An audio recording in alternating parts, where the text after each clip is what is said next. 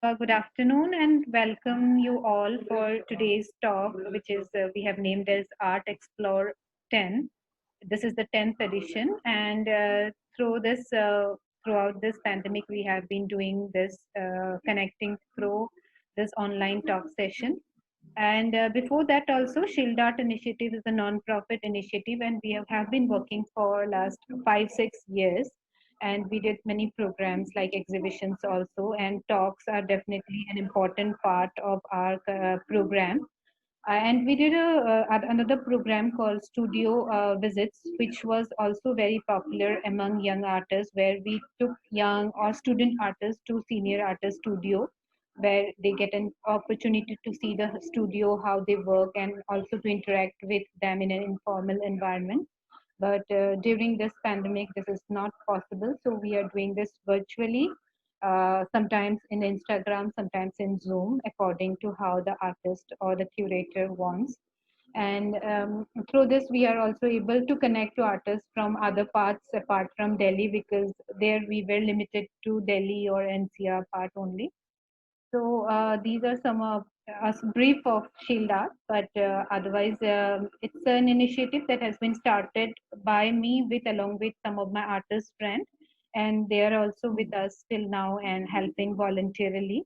Till now, we have not worked much on the fund part. We don't work for earning also, and we don't have any fund also. So whatever small things required, we all just work towards voluntarily. So that is a small introduction. So for today's session, we have here an wonderful artist, Matushi Chakraborty from Kolkata, and some of you might be knowing and joining here.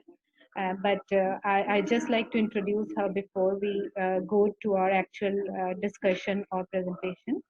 So she is an alumni of Wimbledon School of Art, London, and also she did studied from MS University, Baroda, as well as Kala Bhavan Vishwabharati Shanti Niketan. She is the recipient of Commonwealth Foundation Fellowship, Charles Wallace India Trust Award, as well as Lalit Kala. She is initially trained in printmaking, but her practice range in diverse medium, including drawing, painting, collage making. So today we will, during the discussion, we will see her practice and know more about her works. So she will be in conversation with Lena Vincent, who is a curator and quite well known, and she is a dear friend. And we worked also together during Students Biennale 2014. So Lena is an independent art writer, curator, and historian. She has worked on many curatorial important projects for quite some time. Like she has been almost nearly 2 decades. She has been working on this field, art management as well as curatorial. She also contributes her writing for important publication on contemporary art, and her area of research includes mostly art education, printmaking history, documentation of living traditions, folk art, and environmental consciousness through art. And she still working on many important projects, because I'm not going on to detail of those, because I don't want to take that much of time. And she has a very good friendship with the artist, which is very important for a artist curator relationship, and they have been working for quite long time. I think Lena also curated a solo show of Matushi in 2012, and since then or before then they have been working on and off together and been in touch. So that will be great to see your association and bonding coming together on this talk today.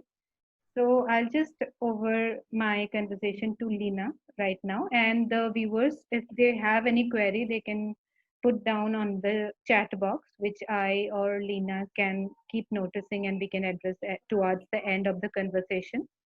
And this conversation will cut down at 35, 5:35 or 5:40, because this is not a paid account, but we will join back immediately so that we keep the conversation continue for another 40 minutes. And I will notify just before it gets disconnected. Thank you. So over to you, Lena. You can just start. Thank you so much, Pranamita. It's really a wonderful opportunity to be here this evening with my old friend and associate, Motoshi. As you mentioned, we do have a long association professionally as well as personally, and it has been a mutually enriching period, I think. Yeah. So I am very happy to be here with Shield Art. Before we begin, I would like to request everyone to please keep their mics on mute throughout the conversation so that we are not disturbed by any sounds. Thank you so much.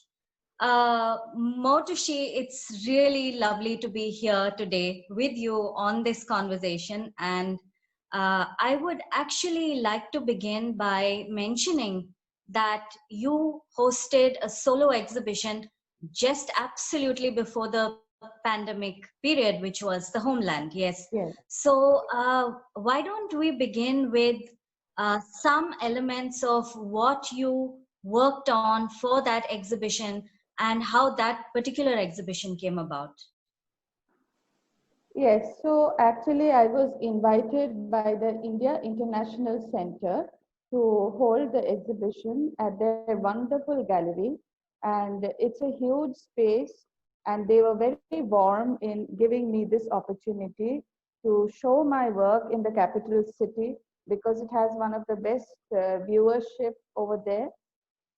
So I have actually been working on this solo show for about 2-3 years already, and this brought together the whole uh, period of 3-4 years of work together.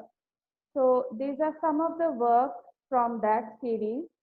I have been working with postcards for some time, and my work always has been a bit about seeking the significant in the insignificant lives of people. Being a woman, being a householder, I understand what it takes to make a family, to let it live peacefully, healthily. It's not a very simple job, to say the least. So, what goes behind the home, the thing, it is like a small politics of the world politics. So, there are shifting homes. My own family has been through migration as a result of partition. So, what happens generation after generation when the human beings go through the simple elements of uh, trying to provide the basic amenities to their family? So, small anecdotes, letters shared between husband, wife, mother, son, daughter with the mother. Uh, so all these small details was something that I was working in this series. And when supposing a letter comes from a mother to a son or a son to a mother, within that conversation, the whole history or socio-political background of that particular country also comes in.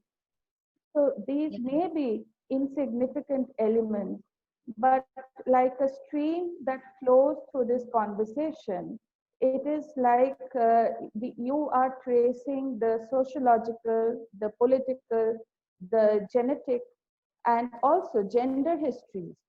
What is happening in a male dominated society? What is the position of women over there?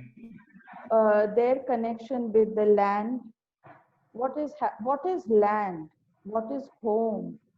What is home to a person who is lying on the street year after year? So that street is that person's home. That plastic shelter is that shelter for that person. The food that the person is getting from the street, that is giving him sustenance. So the idea of home, the idea of shelter, it varies from person to person, from place to place, but it remains a constant significance in our life. Everything else comes later. And especially in a third world country that I exist in, a lot of the concern circulates around the basic amenities of food, shelter, clothing, house, all these. Absolutely. So like this is a work I had done in 2004. So I will be showing some images back and forth also to show the connection, how the certain imagery comes into my work. So here you see an image of embroidery being done. So all our lives we plan things, elements, and it is like we embroider these events in our life. We try to, set it up, and then there is always a thing that we never calculate, the mishaps, like something like this COVID situation. None of us were ever prepared for something like this, but it is a reality. And we again have to adapt ourselves and work around it.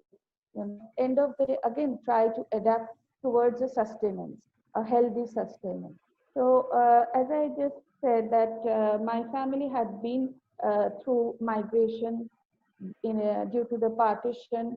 So I have seen although myself, I have never had the misfortune of going through it, but I have seen the effect of it running through my family, how it caused people to die early, that subjugation from land, loss of property, loss of a nation, reshaping themselves in a new land, a place Yes. where they are considered foreign, and how they tried to negotiate that. So although it was a history of mine, for example, here there are three images. The central image is from my own family, whereas the images left and right are from archival sources. But the, there is a stream of connection happening that I just said in the beginning, that Yes. sociologically, politically, we are connected. Like the soil connects us, the circumstances connects us. So there is a continuous stream of it almost. And these are Yeah. some of my, yeah, I, very I early. think I think there's nothing more pertinent during this period from your show to look at the idea of home and to understand that over the past months, uh, so many individuals and people and communities were just left homeless and walked along the streets. And as you say, it is deeply interconnected to the political, the cultural, the environmental situation that we are living in currently. Yes. And I think that there's nothing more that hits us at this moment. Looking at your work over a long period of time, Motoshi, the presence of the archival image and particular sorts of visual histories, I think, are very prominent.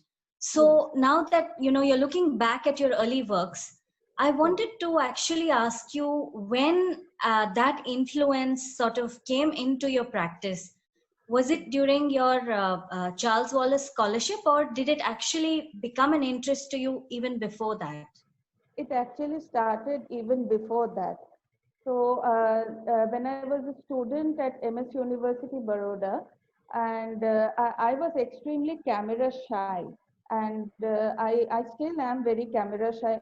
I find that psychological impact of facing the camera and how you are looked at, I find it very dominating and overbearing. So I thought automatically this thing was coming up.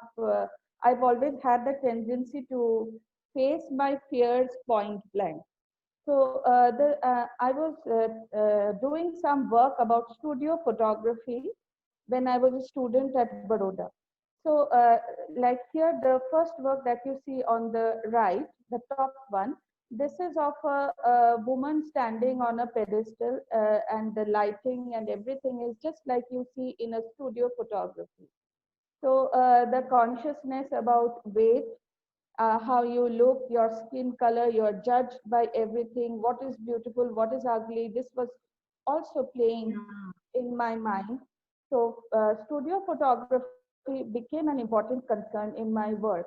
And this was already happening when I received the Charles Wallace and the Commonwealth Fellowship, both of them together, to go for higher studies abroad. Um, this was when I just reached London. I reached there in September 20th, and there was this exhibition, India Pioneering Photographs from 1850 to 1900. This was the first major exhibition of photographs from the colonial history that was shown in such a large scale in London at the Brunei Gallery, organized by the British Library and SOAS. This happened in October, so right after I reached there, obviously there was a great connection for me, and it was like a new world had opened up over there for me, and I could relate a lot of these impact of how photography was coming in, how women were facing photography, because photography had come at a time when the women of India were still going through the parda phase. They were not allowed to face the camera.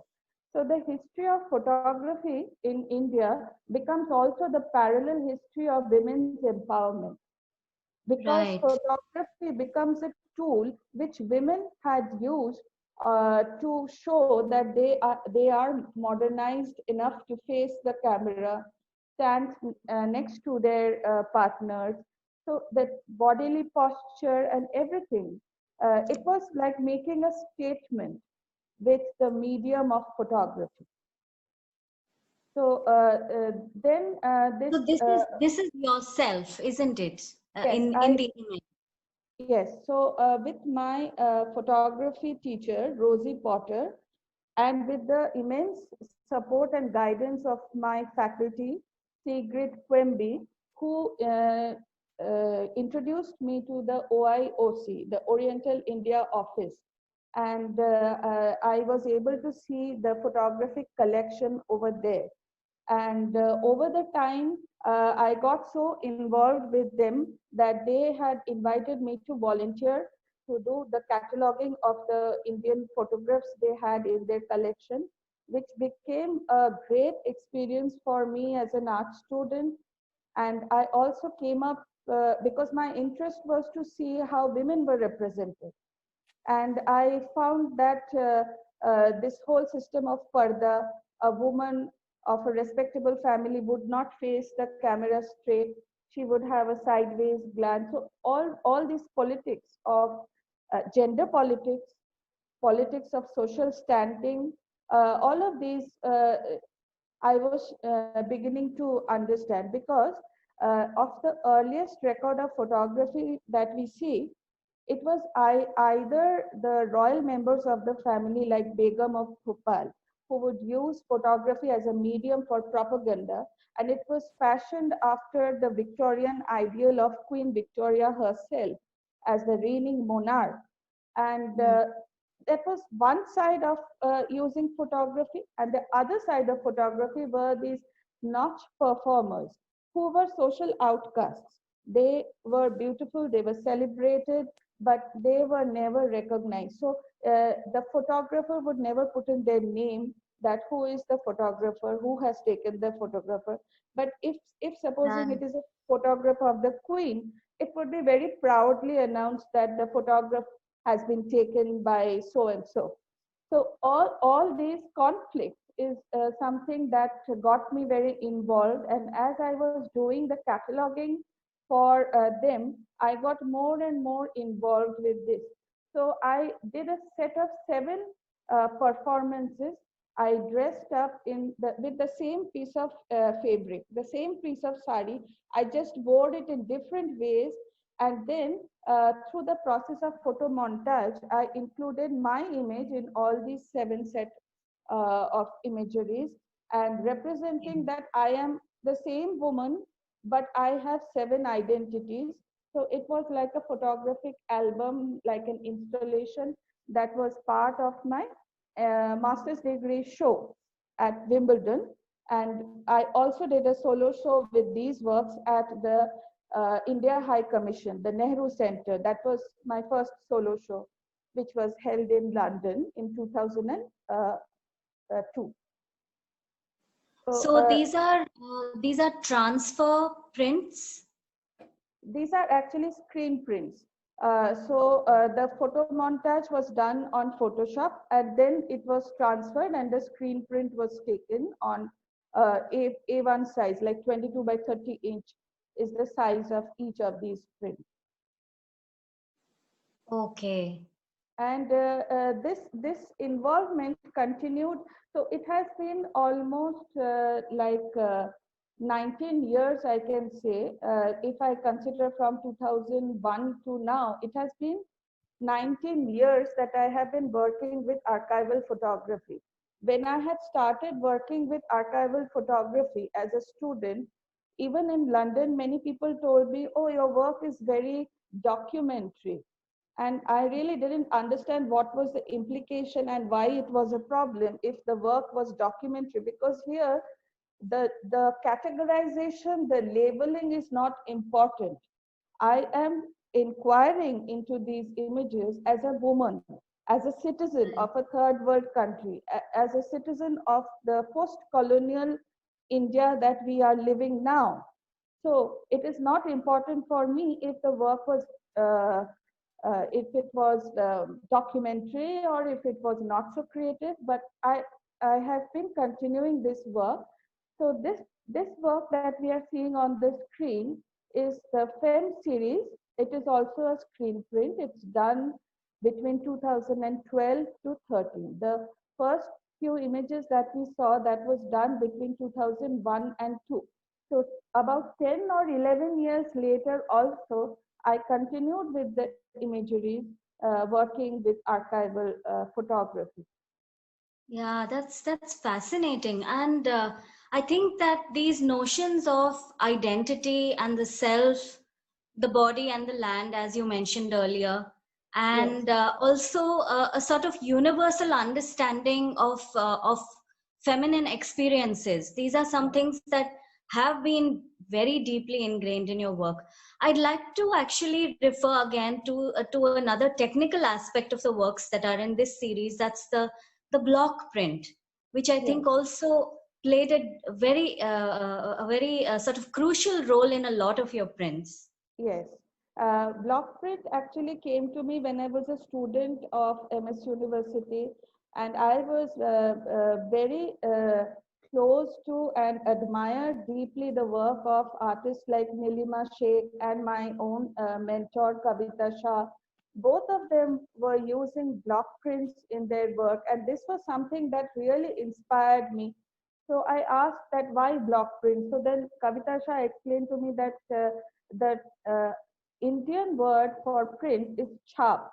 So the Right. history of print in that way in India is centuries old if we consider block prints as a method of printing. So then I thought that why not use the Indian version of printing? That is why I do screen print, but I also do block prints in them because it's something also that repeated pattern. I used to love it's like a love-hate relationship also, that when you would do something wrong, I had grown up in a hostel, so you would be given a task to write. So I will not do this again. You will have to write 100 times, 200 times. So in the end, I started enjoying that because I will write it 200 times the same line in a different way. So in that way, I also started to bring in this connection between block prints and developing an imagery out of repeated patterns and stamping it instead of taking the rubbing print.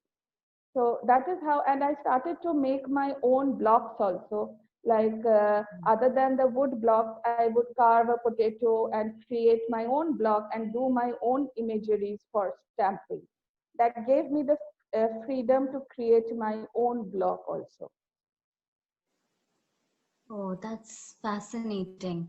And these, of course, they're very special, I feel, to me as well, because we showed them at Memorabilia, which happened at Sumukha Gallery. Yes, And I think people were just fascinated with the entire series. yes. So, okay. The thing is that this is the Jan series. So here again, I came up with images of these very celebrated Nautch girls who were very talented musicians, dancers, singers. Some of them were poets, some of them were artists also. They were all well honed in all the arts. But it was before the colonial era, they were really respected and celebrated in the Indian society. But somehow the equation changed in the colonial era where they became categorized to social outcasts, almost brought down to the level of prostitution, and their identity was also lost. Like, again, that thing that these people would not be named. They didn't have names. The photographer never gives his name as in, I have taken this photographer. So this sociological abandoning that was happening around these women was something that kept disturbing me. And so I did this whole series to give my personal respect to these women. I gave a name to each one of these beautiful women. And there was also, I was having this connection of flowers and femininity coming together. So there was a floral homage given to each of these artists, I would call them. And this was my respect, you can say, that I gave each of them a name like Nigah Jan, Gulab Jan, Yeah. Nikat Jan, and this was the Jan series, which I think had 10 images like that, of Right. 10 different women. So of course, primarily you were using printmaking as a base, but you were also working with a number of other mediums along the Yes, way. yes. And it would be, please share some of your most memorable bodies of work or prominent projects that you feel were important in your own career. Yes. So this was done like with coffee stains and ink. So this is done with acrylic. I use all kind of medium, paper, canvas, everything. This was a series that I had done on plants, which are carnivorous plants. When I'm saying about this association between the feminine and the floral form, you are muted, I think, Lina. Yeah, it's muted.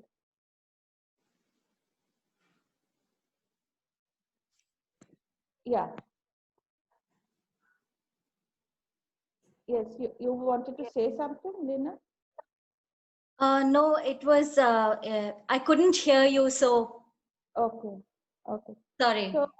yeah, so what I was saying that in my works, I was bringing this connection between femininity and the floral form.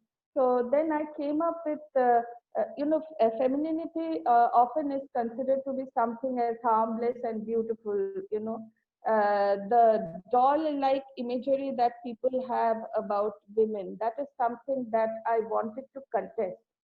There is not just one category of women existing in society. There are like every gender, women can also have different facets. So I was coming up with these floral images of carnivorous plants, and their sensuality of their form was very intriguing for me. And I had named this as the organics series.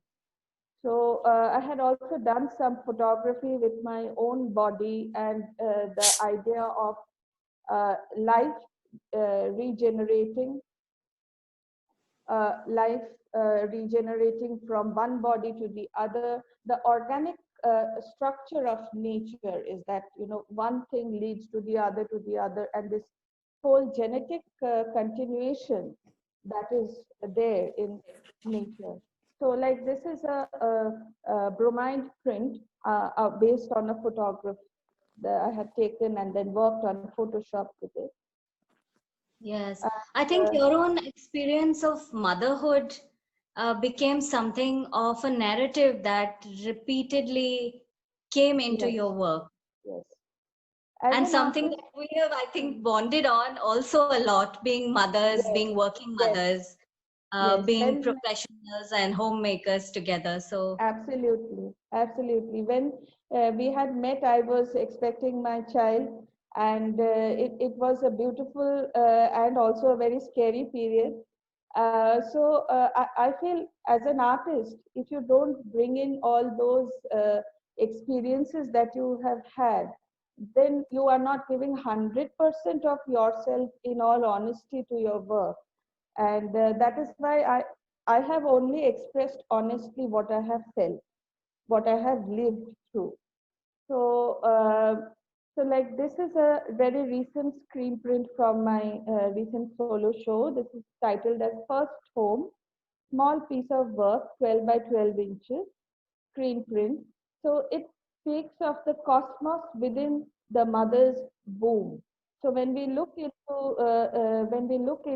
the X-ray, not the X-rays, when we look into those films of the fetus, then it seems as if it is existing in its own cosmos inside the yeah. mother's womb. So this was from that image. This is one work I had done much earlier in 2006 when I was actually carrying my child, and the title is Rebirth. This is also a screen print.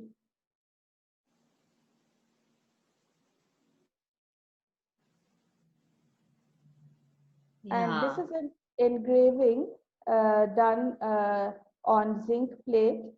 So I showed this image almost like evoking that image of resurrection of Christ, you know, with all those cut wounds, blood oozing out, and the thing that you have to prove that yes, you have given birth. Yes, it is painful. And unless I show my wound, it doesn't mean that I have not been hurt. Motherhood is a very glorified thing in our society, but no one ever talks about the pain that a woman goes through emotionally, physically, in every aspect of her. It is like a whole new transition, and overnight you become something else. You do not recognize your own body, your own mind. So even those pomegranate is there in the background, and you can see the associations over there. Yes, and this is that print is one of the works that is in the Vasvo X Vasvo collection. Yes, That is yes, now of course in a collection abroad, but yes, really a very powerful image, as is this one, which is really has always been one of my favorite works of yours, because yes. it's so evocative and absolutely stunning in the imagery. But please talk a little bit more about this work. It's like, a woman who stays at I'm just home. interrupting Matushi. You continue Yeah. speaking, but the call might get disconnected in 1 or 2 minutes. Okay. So everybody, please join in again. Thank you. You Okay. continue. Okay. Yeah. So it's like the woman who stays at home. People consider that she doesn't know anything about what is happening in the world, but she is the person who continues the world for you. She is the person who brings in the next progeny of your family into this world, a world that is continuously divided by factions, by politics, and everybody is trying to killing each other.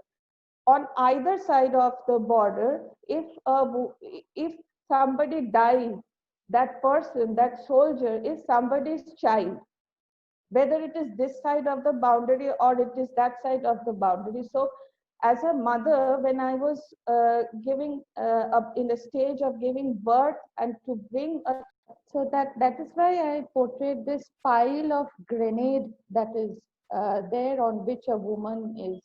lying, and it is like life which is lying on a bed of death. So you have Oh, that yes. gas mask in the end, and that the sinister presence that life is resting on death.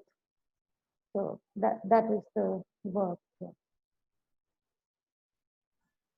The next one is also, although it involves the same shell, so the work on the left that was done in 2008, whereas the work on the right, it is done in 2012. So, it again speaks about the first one is titled Birth of Violence, and the second title is Cocoon. So it also speaks about the violence of birth, and also the thing that the shell is, that same cocoon tries to shield the child all the life as much it can from the external forces. Yes, I think that this is a sort of amazing balance that you achieve in your work, which is looking at extreme violence and extreme tenderness and sensitivity at the same time, which is something that keeps coming up, I think, again and again in your imagery. Yes, yes, because I think that is what femininity is all about. It is dealing with violence at one point, and it is also shielding with sensitivity at the other half all the time. And uh, say, for example, this work on the left, it is from, it was recently shown at the Anand Art Gallery online exhibition titled The Nest, curated by Right. Aditi Ghirial. And on the right also, this is the drawing. So it is again about the woman and the headless woman, because in society we are all nameless. We are insignificant in the larger section of the society. But each of us, we are trying to prove our loyalty. We are trying to subsist with the children, whether it is a woman who is working in the fields or who is working as a construction worker. And this Yes. whole thing that recently happened with the migrants, the way they were treated at the outset of the COVID situation. And Yes. on the other hand, this image also evokes the mythological image of Hanuman, and he bares his chest to show his loyalty. So Yeah. here, when I bare my chest, I am showing a woman who has only her bodily existence. There is nothing in there. Yes. There is nothing, no piety left to give back to society. Yeah, it's really powerful. Again, And here again, the archival image comes back. And it's also the collage work now becomes larger in size. So this is a large piece, A1 size, like 22 by 30 inches size work. So I always love drawing more than anything else. So drawing and collage, this is coming together in these series of work, which also speaks about the fragile balance of nature and human creation of Yes. that has resulted in this ecological crisis that we are existing in today. And these are all from the very recent solo show titled Homeland. This whole series is also titled as Homeland, and it speaks of insignificant people, uh, not known people. But when we see them, we can all identify with them because we have seen somebody like that in our own lives. And people's association with homes, something that keeps crumbling around, something that is not static, but still people hold on to a home for all their lives. And in today's time, though, this whole idea of home is again changing with too much of voluntary migration happening, not forced migration, but voluntary migration. People are constantly moving, shifting homes. So the idea of home equation has totally changed. And and I live in a city like Kolkata. Especially, I live in North Kolkata, which has all these old houses over there. And every day I'm seeing these houses drilled out and a new structure coming up. And this is a change that nobody can stop, unfortunately. So that is why, in my Yes. own way, I started to, like old photographs, I also started to document these old houses and people's association with them. And these particular archival images, are they from some particular source, or are they all just anonymous images for which you don't know the history? Some of them, very few of them are from my own family history, but many of them are sourced from online. Few of them I am still using from the archives of OIOC, who had been so encouraging to me. Unlike, I must say, the archives in India, they are not supportive. I will only say this, they have not been supportive to artists as such. Mhm. I had a very difficult time sourcing archival material to be used for artworks. Uh, and that is why then initially I didn't have the resources, I didn't have the money. But slowly and steadily, I also started to purchase old albums from flea markets. And I have now started building my own photographic archive. Uh, and I work from those images also. So, I think that's something then that maybe people would actually, anyone who is watching this or looking at your work may be interested to share some archives with you, and I think that would be also an interesting yes, thing. yes, I would really love that. If anybody is eager to share their family histories, I'm always very, very enthusiastic about that, because for 19 years, struggling only on my own willpower, it has been not a very, it has been an uphill task, to say it in minimum. But Yeah. uh, my request is there for everybody. If they are interested to share their family histories, then I'm more than eager to work with them. So, like, these are some images again which I have sourced from various points, and uh, also bringing in a kind of humor to work. Yes. Drawing, caricature. I've always loved old illustrations and the kind of colonial period illustrations, the kind of humor they have. That is something I have always enjoyed very much. Old lithographs, old engravings, the visual Yes. language that they have. So then I always come up with these imageries of the colonial rulers we had, and the natives, as the Indians were known, uh, Yeah. and the history that still remains out of that we keep encountering around every corner now and then. Yes. So this is, A satirical view of these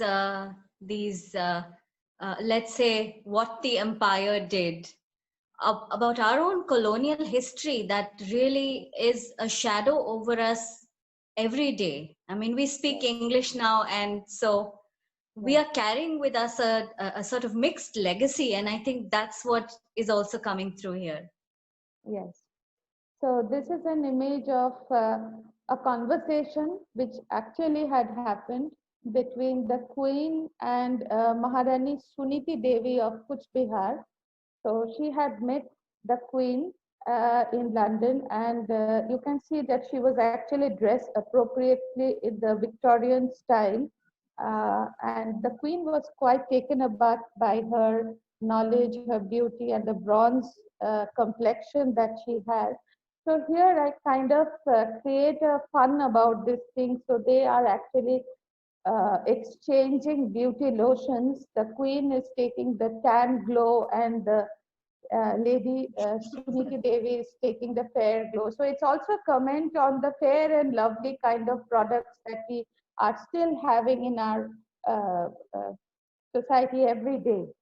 And I was quite pleasantly surprised when I saw large hoardings of UV rays used for artificial tanning used by women in the West. Whereas in India, people go crazy trying to get a fair complexion. So it was quite a bit of an irony, and I just had to make a comment on that. So this was conversation part. So that also is a screen print. Yeah, that is a screen print. And then I started this series of work, which is done on paper pulp. And this has threads uh, uh, which are creating these lines. The red and the black lines are all threads. And it also has these laser print photographs with text written on them. And the series was known as the Aurath series, done between 2016 and 18. So Right. the So beginning of again, there this sort of moving between histories yes, as such. The imagery comes from different parts of our human history, and yes, you're sort of building them together. yes. So here, the beginning of this series came from this one work I had done for a show titled Flipboard, curated by Shijo Jacob. So we were all given a clipboard, and we were asked to create a work with it. So I felt that the first thing that you see a clipboard is about reminds you about examination. So I came up, I created that textbook page, and then on the background of that, I said what I wanted to say. So the work here is titled Sisters of the Womb. So it speaks about child marriage and empowerment that comes through education. So the path divides between the two, but the women, the society is the same. So that is why the title is Sisters of the Womb. And from this idea, I started then developing this whole series of paper pulp works using textbook background and created with the help of threads and colored pulp, fabric, and all kinds of myriad elements, photography also. And this is the last piece of work that I wanted to show today. It again goes back to that repeated thing of writing the text. So the title is Soul, Body, and Home. And in each of these texts, we see very small written words that are associated with the idea of soil, the idea of body, and the idea of home, and what it means in this transitional world today, the digitized world that is constantly moving on and off from city to city, what it means today, soil, body, and home. What is the significance of it? So this is the last Wow. piece of work, and this is some of my What are you collection. working on currently, Motoshi? Right now, what are you working on, and what are your upcoming projects, if we can ask? Right now, I'm working on a series titled Roti Kapra or Makan. So it means food, clothes, and house. So it's a very old title. Everybody in Indian society knows about it because it has been, I think, the title of a film also. Film. Yeah. Yes, but it is in a third world country, as I said in the beginning also, these are elements that are never going to be solved because of the huge population we have. And I am just trying to approach that from the archival point of view, because as an artist, it is not your only duty to create pretty pictures. It is also your duty to be a social anthropologist, know Yeah. the history and remind that history to the people whom you are representing. So these are some of my archival collection that I have started to build up now, and I am working with these and will work more with these.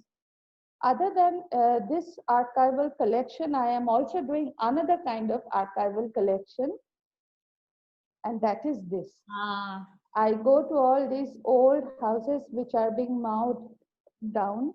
And while this disintegration happens, I document that gradual breaking up. And these are the things with which I plan to work now in the coming series. And this is me working with paper pulp at Nirupama Paper Academy. It is run by Anupam Chakraborty, who was my teacher also, and I have been greatly helped by his guidance in this particular medium, which I find so beautiful. And these are some public arts projects that I have done in the recent years. Before I started teaching at Amity University, I have been teaching since 2002, actually, in different places in Delhi, Bangalore, and then Kolkata. But in 2015, you had invited me to Mithila Art Institute in Madhubani. So all yeah. the young generation Madhubani artists, I had introduced printmaking, lino cut and screen print to these young artists. And it gave them the opportunity to learn these mediums to create their own work of art in their own visual language. So this was one such workshop I had arranged.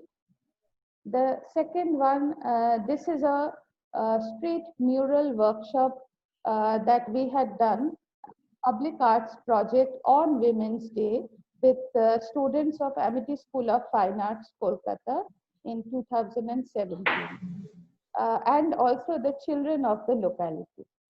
So in one day, we did the whole mural with stencil and spray paint. Oh, And this wonderful. one also I did with the students of Amity School of Fine Arts. We had done a 2-day workshop on printmaking with women of Deaf and Dumb Society. So we had trained them in the art of printmaking, and so that they can make small cards for various occasions and gift people. So it was a wonderful experience for all of them. And it, art is always, and especially printmaking, is a community-based medium. So it gives a wonderful opportunity for people to come together and share creativity. So these are some of Yeah, the projects that I keep doing time to time. that's And amazing. Motoshi, in your since you are also a pedagogue, you are teaching for a long time, and you are a practicing artist also. It must be quite a balance again to maintain. But particularly now in this period of the pandemic, when everything has gone online, how are you finding this process of balancing the teaching of art? Is there some comments you can make? Uh, first of all, I really enjoy the sessions that I have with my students. We know it is an exigency. We know it is a very difficult situation. Every day we are hearing of death. But what it gives me when I do these online classes every day with my students is that it gives a sense of normalcy to me and to the students, because whatever happens and whatever situation we go through, uh, knowledge should never stop. Imparting knowledge, discussions, these are things that should never stop, I feel. Because otherwise we will be lost in small, small rooms, you know, and that subjugation will kill us. It will kill us emotionally before it kills us physically, I feel. Yes. Well, that was really that is an amazing body of work, and really incredibly inspiring as well. I think now, Pranamita, we can open it up for some questions. Yes, of course. I think some people have unmuted themselves. One is Nandini and Aishwaryan. Please mute yourself. Or Matushi, if you are done with sharing the screen, you can stop sharing the screen. And since you are the admin now, you can mute them. Aishwaryan and Nandini, they are unmute. And How can I stop the show? okay, you can stop sharing the screen. There is an option on the top, I think. You can see. Stop screen sharing. Stop share. Okay.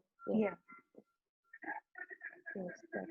And there are some questions. There is a one question you can see in the chat box, Lina, from Helen also. Yeah, just one second. Could you possibly read it out, She wrote, Pranamita, because I'm not able to see it. okay. It says your willingness to be vulnerable does provide such important empathy for women worldwide. So, what exhibitions, movements, or artists have most empowered you towards your work? There are many artists. The first artist as a student of printmaking who really moved was Kathe Kollwitz, definitely. Um, because she being a woman, a mother, having lost her child in the terrible way during the war, all of it. I mean, she has been one figure who I have always admired, and but other than that, also artists like Nilima Sheikh, artists like Jayashree Chakravarti, who has been my teacher when I was a school student. So seeing them and the way they have been working simultaneously along their own job as a teacher, that has also been a great inspiration. Frida Kahlo and Georgie O'Keeffe, there are innumerable artists whom I have admired. But also, when I went to Madhubani and I saw the Mithila women artists, I was astounded by the amount of knowledge that these women have and the way they manage the family life, farming, and their creativity, and how seriously they take themselves, how involved they are with their work. It is just amazing. We talk so much about modernity, but we have no idea that these women they are doing revolutionary work, staying in villages. So that was also something which I have really admired a lot. Uh, I hope I have answered the question. Yeah, thank you, Matushi. Are there more questions? I think Pragati is.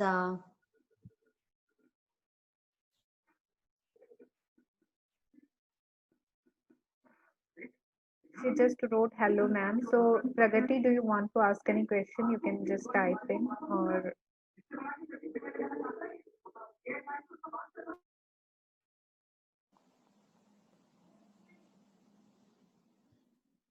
Do you think over the years, understanding the juxtaposition of a woman, are you able to free yourself when, as a woman? Let me repeat that. This is from Pragati. Do you think over the years, understanding the juxtaposition of a woman, are you able to free yourself as a woman? I'm imagining that it is through your work, but that's the question.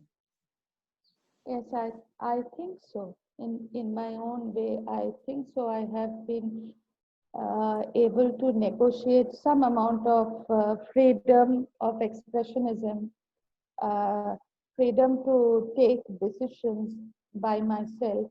It is a constant struggle, I think. It just never happens that you overcome it one fine day. Every day there are new challenges coming up, and you learn to adapt it and solve it in your own way. But I feel as an academician and an artist, I feel that it is also essential for me to give back to society what it has given to me.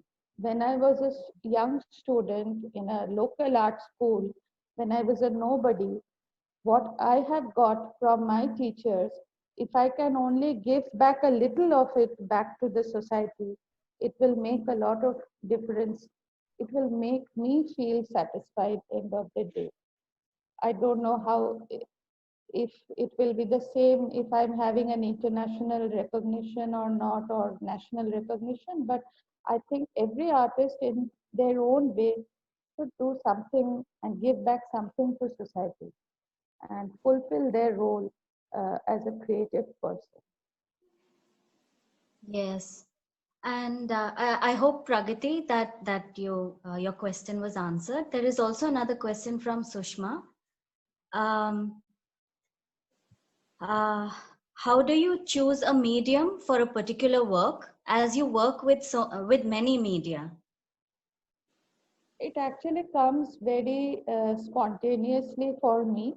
Uh, Whichever medium I choose, actually, drawing remains a constant connection between all of them. Even when I'm working with, say, thread, then also the line of the thread is like a drawing, like a hand drawn thing for me.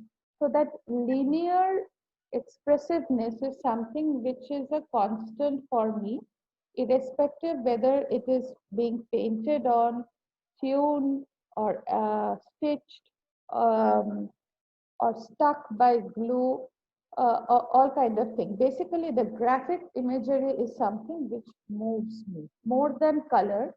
My works are mostly a bit monochromatic, if I see Yeah. in general. So basically, I'm more interested about form and linear expression. So that is my connecting point. So accordingly, it depends which medium and how I express. For me, it really doesn't matter that the mediums are different. What really matters is what I'm trying to say and how I'm saying it. That's all. Right. So, is there anyone else who would like to ask a question?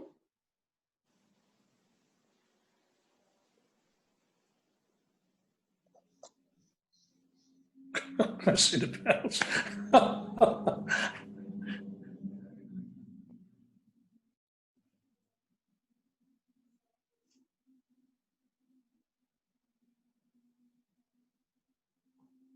Yes, I see Vikas has sent a question. Uh, the Yes. question is, I'm curious to know about the art pedagogy of your college days from Shantiniketan. Yes, in Shantiniketan, first of all, the way we were studying was something really different. We had a lot of freedom to go anywhere with our little cycles.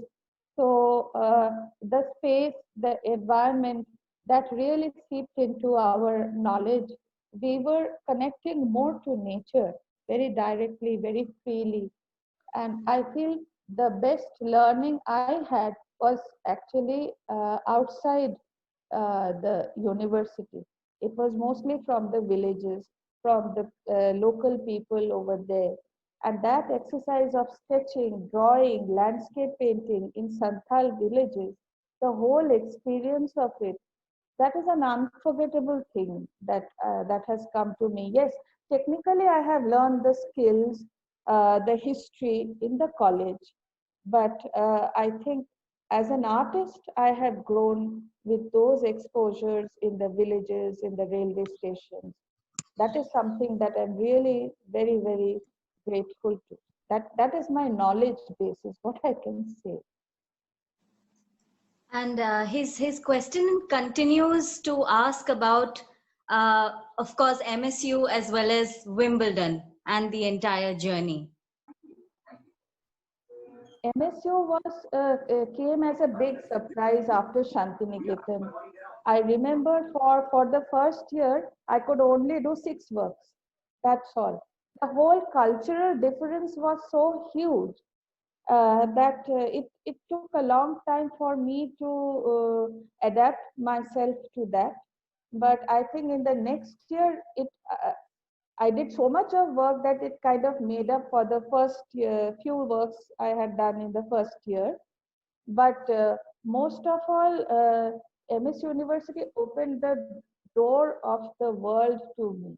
So in Shantiniketan, I had seen the inner life, the village life, the seeing the ground reality, if you may.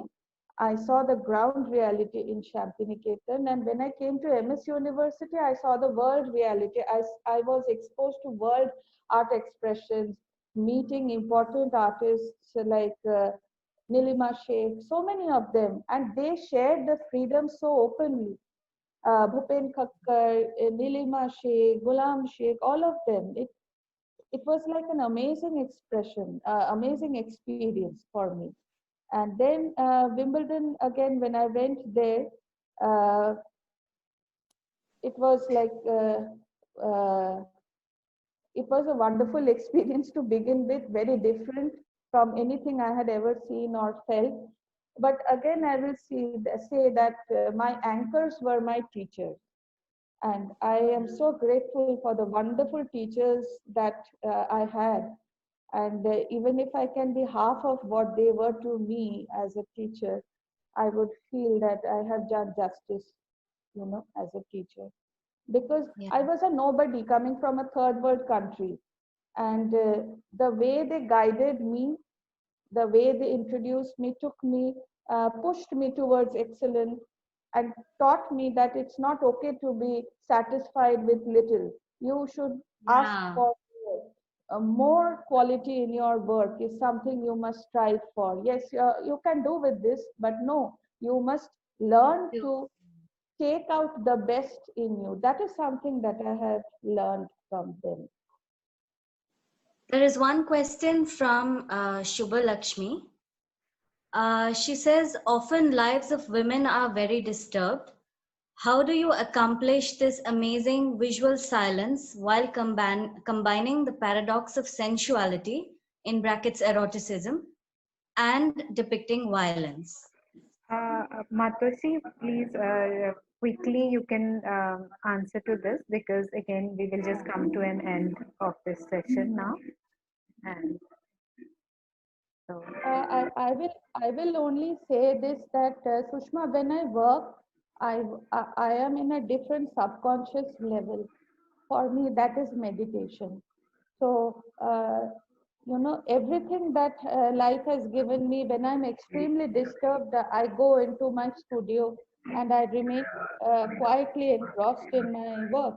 I think as a human being, all of us are continuously negotiating to create balance in our own life. But it is very important that we try to find our own uh, our own peace. Because for a long time I had waited that no, tomorrow everything will be fine and I will start working, my child will start walking, then I will start painting. And then I realized nothing ever happens in peace of mind. If anything has to happen, it has to happen with the chaos, in the chaos, along with the chaos. So I have stopped waiting for good things to happen to me, and I will continue like that only. That is my only mantra. That's the only way to go ahead, I feel. So thank you, Matashi. Lina, if you want to conclude with something, you can conclude. Otherwise, I think we will just come towards the end of this session so that we don't get disconnected abruptly.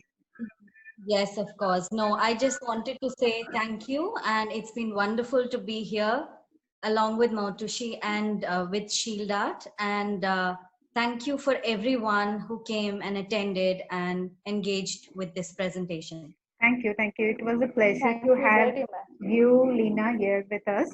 After a long time, we are seeing virtually each other, and Matushi also, and your works are wonderful. It's very touchy, and it's a lot of thought-provoking and social, but at the same time, it's quite personal. It becomes your works. Like each one of us are able to relate to some imagery, something or the other, as you said. And I like your answer about the college thing also. We all have a training center, but the college is outside our actual colleges also. This is always there. So, and all over the whole session, we really enjoyed, and it was a good. I wanted to come for your solo, but I couldn't visit. But today, I got an opportunity to see the whole your work and journey, and to understand the practice along with our discussion with Lena. And thank you all the viewers who joined us today. And yeah, once the video is ready, I will share with all of you. And we will be sharing about our next artist or next session through our social media in Shield. We have an Instagram as well as Facebook page. Thank you so much, everyone, for coming. Okay.